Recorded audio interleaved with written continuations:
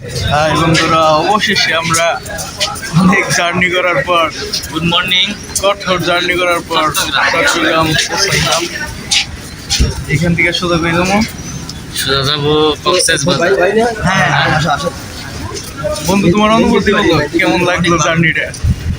হ্যাঁ, এখন তার একটা বড় জার্নি আছে, বাসের জার্নি। অনুভূতি সবই ঠিক ছিল, কিন্তু এই প্রথম 3 ঘন্টা শিখছি। চট্টগ্রাম রেল স্টেশনে আমরা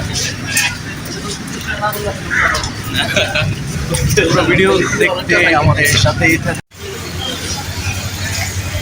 রোজ